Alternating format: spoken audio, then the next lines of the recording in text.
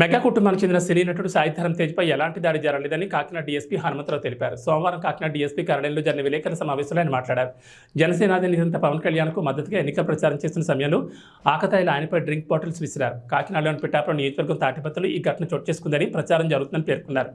అనంతరం ఆకతాయిలు రాయి విసరడంతో ఒక యువకుడికి గాయాలవడం, ఈ సంఘటనపై పూర్తి విచారణ చేపట్టి ఇద్దరు యువకులను అదుపులో తీసుకోవడం జరిగిందని తెలిపారు. దీనిపై ప్రచారం జరుగుతుందని, అది వాస్తవం కాదన్నారు. ఎన్నికల సమయంలో ఇలాంటి ప్రచారాలు జరగడం మంచిది కాదని తెలిపారు.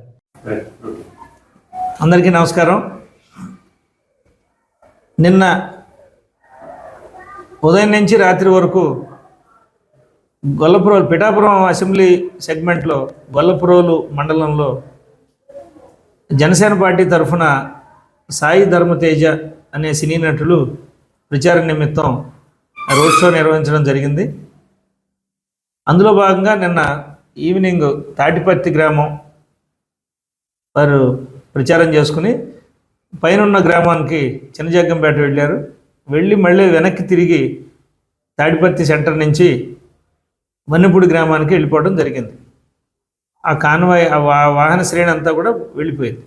వెళ్ళిన తర్వాత చిన్నజగ్గంపేట తాడిపత్తి సెంటర్లో ఆ మీటింగ్ చూడటానికి వచ్చిన ఆ విలేజ్లో గ్యాదర్ అయిన వాళ్ళ దగ్గర అందులో ఒక అతనికి ఈ వాహనాలన్నీ వెళ్ళిపోయిన దాదాపు సుమారు 15-20 నిమిషాల తర్వాత ఇంకా ఆ గుంపు క్లోజ్ అయ్యి ఇళ్ళకి వెళ్ళిపోయే సందర్భంలో అందులో ఉన్న కుర్రాడికి ఒక అతనికి ఈ చెంపకు పైభాగాన ఏదో త్రో చేస్తే జరిగినట్టుగా ఒక వస్తువు ఏదో తగిలి చిన్న దెబ్బ తగిలింది. బహుశా అది చిన్న రాయి అని అనుకుంటున్నారు. అదైతే గాజు సీసా కాదు. గాజు సీసాతో వేస్తే అటువంటి ఇంజరీ ఉండదు. ప్లస్ ఇంకోటి అక్కడున్న ఆ గాజు సీసా తాలూకు రిమైన్స్ కూడా ఏవీ లేవు. అది ఎట్లా చెప్పగలుగుతున్నాం అంటే అక్కడే స్థానికంగా ఆ స్థానిక సబ్ ఇన్స్పెక్టరు సిబ్బంది కూడా అక్కడ బందోబస్తు నిర్వహించారు. వారు కూడా అక్కడే ఉన్నారు. కొంత టీం పోలీసు వన్నెపూడి గ్రామానికి వెళ్ళింది. మెయిన్ సబ్ ఇన్స్పెక్టర్ అక్కడ ఆ సెంటర్ కొంచెం ఇంపార్టెంట్ సెంటర్, గ్యాదరింగ్ ఎక్కువ ఉందని చెప్పి అక్కడ ఉండిపోవడం కూడా జరిగింది. వెంటనే అది జరిగిన వెంటనే పోలీసు రెస్క్యూకి వచ్చి ఆ పక్కనే ఉన్న ఐడెంటిఫైడ్ పర్సన్స్ ఎవరైతే ఏ పక్క నుంచి వచ్చిందో ఏంటో చూసుకుని వాళ్ళని అందులో ఇద్దరిని ఐడెంటిఫై చేయడం కూడా జరిగింది. దీన్ని ఆసరాగా తీసుకుని నేను రాత్రి నుంచి కొన్ని సామాజిక మాధ్యమాల్లో కొంతమంది ఉద్దేశపూర్వకంగా సినీ నటుడిపై దాడి జరిగింది అని చెప్పి ఒక రకమైన ప్రచారం జరగటం అనేది మీకు అందరికీ తెలిసిందే. సో సినీ నటుడు ప్రచారం కానీ ఆ వాహన శ్రేణికి కానీ ఆయన ఫాలోయర్స్ పై కానీ ఎటువంటి భౌతిక దాడులు గొల్లపురోలు మండలం నిన్న ఎంటైర్ ప్రోగ్రాంలో ఎక్కడ కూడా జరగలేదు. వారిని ఎవరిని అడ్డుకున్న సంఘటనలు కూడా ఏం లేవు. సో దయచేసి మీడియా మిత్రులందరూ కోరేది ఏంటంటే వాస్తవాలని జనరల్గా సోషల్ మీడియా ప్రచారం చూసి కొన్ని టీవీ ఛానల్స్లో కూడా స్క్రోలింగ్ రావడం జరుగుతుంది.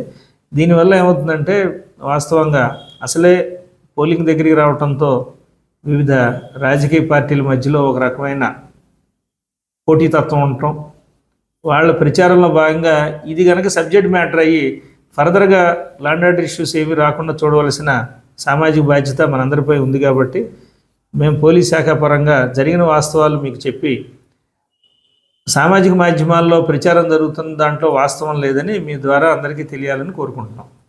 సార్ మిగతా కాన్స్టిట్యున్సీతో పోల్చి చూసుకుంటే చాలా సెన్సిటివ్ ఉంది.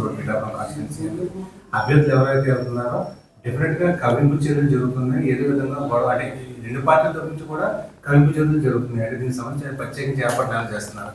ఖచ్చితంగా ఈ చివరి 5 రోజులు 6 రోజులు అత్యంత కీలకం. అన్ని చోట్ల ప్రచారం అన్ని పార్టీల వాళ్ళకి అత్యంత కీలకం. కాబట్టి శాంతి భద్రతల సమస్య తలెత్తకుండా మీరు అన్నట్టు మన జిల్లాలో ఒక పిఠాపురం కాన్స్టిట్యున్సీకి ఒక ప్రత్యేకత ఉందని మీరు ఏదైతే భావిస్తున్నారో అట్లాగే అన్ని కాన్స్టిట్యున్సీస్లో కూడా మా గౌరవ ఎస్పీ గారు ఒక్కొక్క ఇన్స్పెక్టర్ స్థాయి మండలానికి ఒక ఇన్స్పెక్టర్ స్థాయి అధికారిని నియమించడం కూడా జరిగింది. సో అట్లాగే సబ్ ఇన్స్పెక్టర్తో పాటు ఎస్హెచ్ఓతో పాటు ఒక ఇన్స్పెక్టర్ స్థాయి అధికారిని కూడా ఇచ్చారు. సో అన్ని మండలాలకి ఈ పర్టికులర్గా మీరు మన ఈ సబ్జెక్ట్ మ్యాటర్ మాట్లాడుతున్నాం కాబట్టి పిఠాపురం కాన్స్టిట్యున్సీ వరకు పిఠాపురం రూరల్కి